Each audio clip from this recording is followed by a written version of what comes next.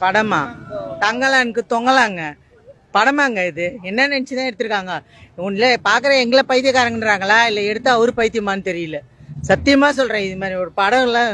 இதோட அவர் படம் எடுக்கிறது நிறுத்திட்டாருன்னா நல்லா இருக்கும் ஏங்க உட்காரவே முடியலங்க ஏன்னா புரியுதாங்க நீங்க பாத்தீங்களா முதல்ல படம்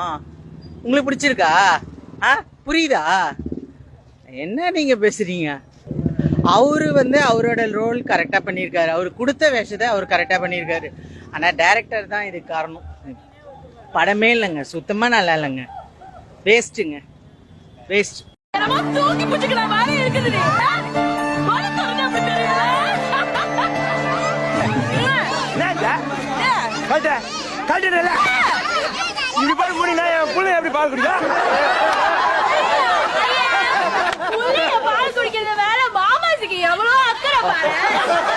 நான் தான் மொத குழந்தை